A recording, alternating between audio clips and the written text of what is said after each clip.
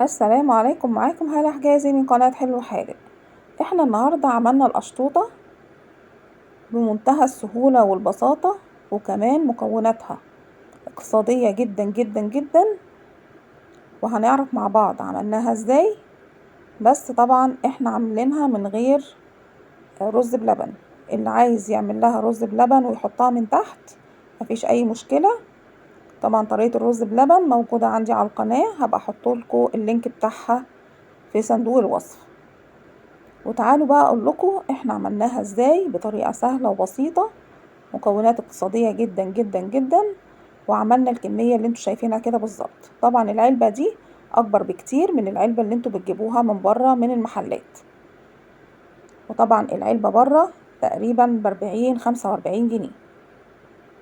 يعني احنا عملنا الكمية دي ب يعني بتكلفة لا تذكر، وعملنا كل الكمية اللي انتوا شايفينها كده بالظبط. يلا بينا بقى نعرف عملناها ازاي والمكونات ايه هي.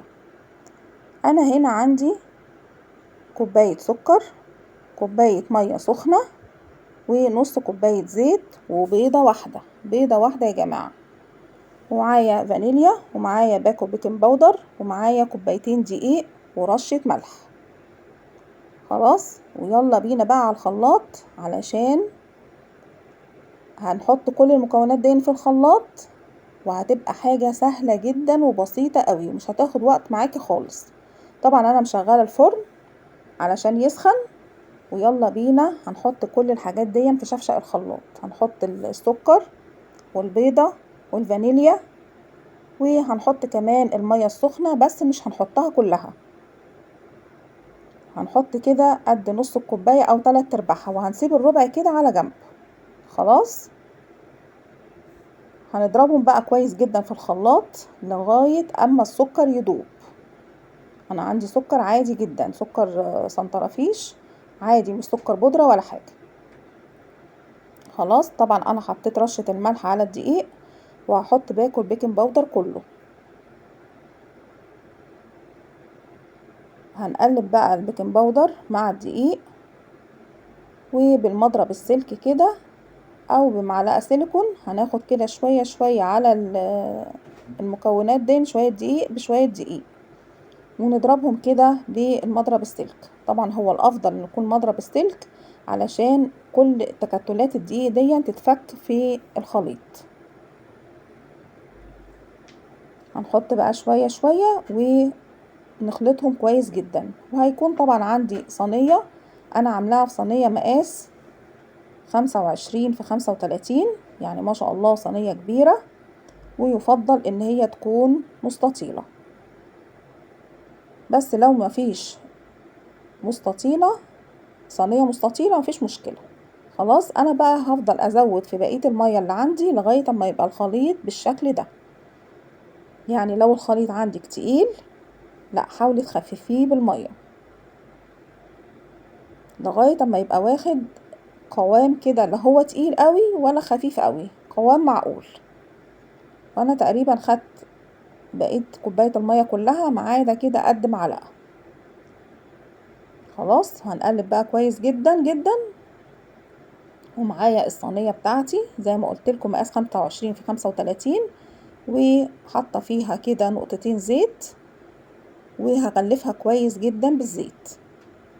طبعا القاعدة والجوانب لازم اغلفهم بالزيت كويس جدا علشان الكيكة بتاعتي ما تلزقش في الصينية. وكمان هغلفها كمان بالدقيق مع الزيت. طبعا لو عندك ورقة زبدة يبقى افضل من كل اللي هتعمليه دون، بس طبعا احنا بنعمل المتاح عندنا. حطيت كده رشة دقيق، وهبتدي ابطن الصينية كلها زي ما حضراتكم شايفين كده بالظبط. هاخد بقى الخليط واحطه في الصينية، اوزعه بقى كويس جدا كده. ويستحسن ان انا يعني اوزعه بالطريقة ديت، علشان انا لو عملته بالمعلقة وحبيت ان انا افرده بالمعلقة ممكن يطلع الدقيق مع الكيكة. فانا بحاول ان انا اوزعه كده هو من بعيد. طبعا الفرن بتاعي سخن على درجة حرارة 180، وهحط ايه في صينية الكيك. طبعا هضربها كده ضربتين على الرخامة عشان اطلع منها الهواء. ومعايا هنا كوباية كريم شانتيه ومية ساقعة متلجة، وهضربهم كويس. ومعايا هنا هو قشطة انا واخداها من وش اللبن، محوشاها يعني من وش اللبن، هتديله طعم حلو جدا. طبعا برضو لو مش موجودة مفيش مشكلة، بس هي بتخلي طعم الكريمة غني كده ودسم وجميل.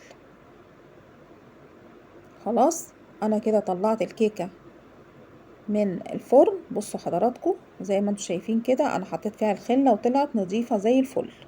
يبقى الكيكة بتاعتي كده هو جاهزة ومستوية وكويسة جدا. خلاص طبعا سبتها لما بردت، وهبتدي بقى ايه اقسمها. هتقسميها على حسب العلبة اللي موجودة عندك، على قد العلبة. بصوا زي ما انتم شايفين كده انا بقيس العلبة عليها علشان احط قطعة الكيكة تبقى مالية العلبة كده من تحت. طبعا كل الهرد اللي هينزل دون هحطه في علبة تانية، وهعمل علبة كمان علشان مفيش اي حاجة خالص هتترمي. وبعدين الكيكة بتبقى من تحت وبنبقى ساقيينها بالحليب، فما بتبقاش باينة خالص خالص من فوق. يعني كل اللي هينزل من الكيك هنحطه في علبة تانية زي ما حضراتكم شايفين كده بالظبط. وطبعا ما تخليش الصينية توصل لغاية السيليكون عشان ما تقطعش المفرش بتاعك. بنقيس كده هون ونقطع علشان نملى العلب من تحت. بصوا ما شاء الله الكيكة طالعة جميلة جدا وعالية وكانت تحفة.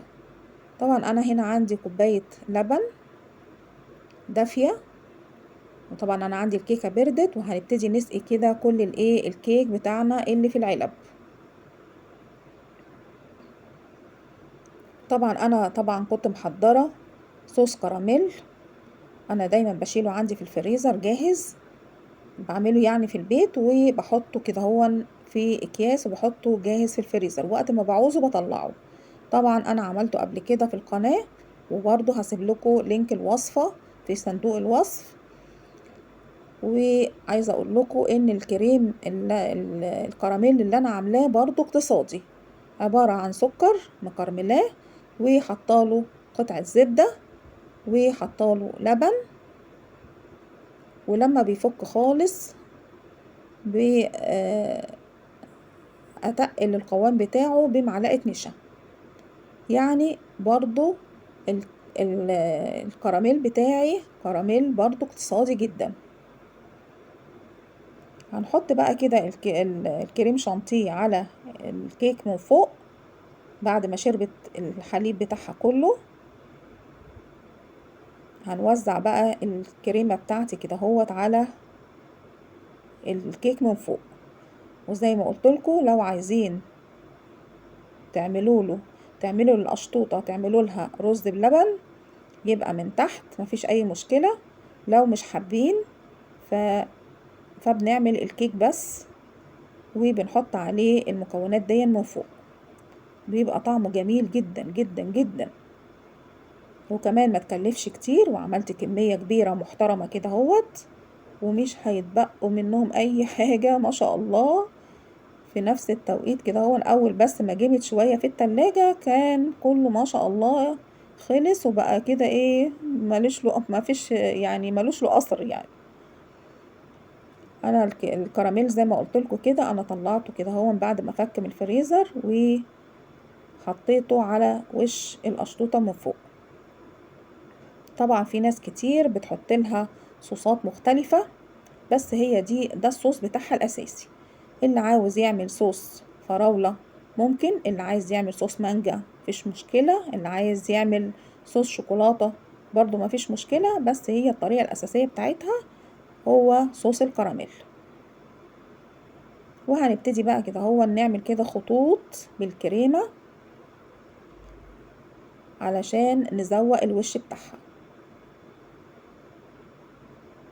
طريقتها سهلة جدا وبسيطة وما خدتش اي وقت، وكمان التزيين بتاعها كان سهل وبسيط، يعني حاجة كده ما اخدتش في ايدك ربع ساعة، وكنت عاملة لولادك احلى اشطوطة في البيت.